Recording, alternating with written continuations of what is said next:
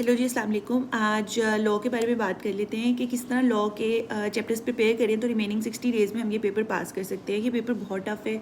50 number इसमें से business law में से आने हैं, 50 नंबर इसमें से कंपनी लॉ में से आने हैं। टोटल 100 नंबर का पेपर है। हमें चाहिए 50 नंबर पेपर पास करने के लिए। अब ये 50 नंबर हम रिमेनिंग टाइम के अंदर किस तरह कवर कर सकते हैं।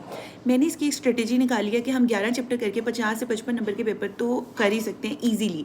और वो हम किस तरह से कर सकते हैं वो हम देख लेते हैं कि सबसे पहले हम पकड़ते हैं कंपनी लॉ को।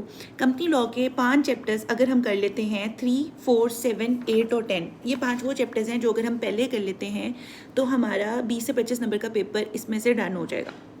5 चैप्टर्स ये। उसके बाद बिजनेस लॉ में से हम करेंगे चैप्टर नंबर 11, 12, 13, 14 और 15। इसमें ये हमारे पास 5 चैप्टर्स हैं, इसमें से आना है 15 से 20 नंबर का पेपर। और साथ हम कर लेंगे एक चैप्टर नंबर 1 जिसमें से आना है 3 से 6 नंबर का पेपर। इस तरह ये 6 चैप्टर्स करके मेरे 20 से 26 नंबर डन हो जाएंगे और वहाँ से 5 चैप्टर्स करके मेरे 25 से 30 नंबर कवर हो जाएंगे। यानी मैं पासिंग मार्क्स के बहुत करीब चली जाऊँगी। अगर एग्जामिनर मेरा ये चैप्टर्स करने के बाद भी इसमें से मैं कोई गलती कर भी देती हूँ, नंबर्स काटता भी है, तो मेरा पासिंग मार्क्स कहीं नहीं गया। तो टोटल 5 चैप्टर्स इसके कंपनी लॉ के, 6 चैप्टर्स बिजनेस लॉ के, टोटल 11 चैप्टर्स करके मैं पासिंग मार्क्स ईजीली स्कोर कर सकती हूँ।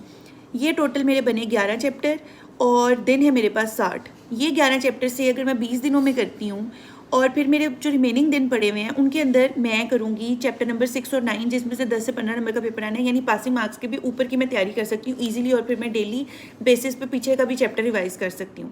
इस तरह से मैंने प्लानिंग की है कि मैंने बिजनेस लॉ पास करना है क्योंकि मेरे हैं 4 पेपर्स जो मैंने जिनमें अपेयर होना है कैफ के पहले 4। तो लॉ को मैंने तैयार करने का ये तरीका सोचा हुआ है कि 11 चैप्टर्स करूँगी, पासिंग मार्क्स के करीब जाऊँगी। उसके बाद चैप्टर नंबर 6 और 9 में फरवरी में तैयार करूँगी ताकि पासिंग मार्क्स के भी थोड़ा सा ऊपर चली जाऊँ, ताकि कुछ गलती भी करूँ तो मेरे वो मार्क्स चैप्टर नंबर 6 और 9 कवर कर लें। ये मेरा प्लान है। मैंने इस तरह से इस पेपर को लेकर चलना है। टैक्स के लिए मेरा ये प्लान है कि मैंने चैप्टर नंबर 1, 2, 3 करके अपने 8 से 10 नंबर डन कर लिए हैं।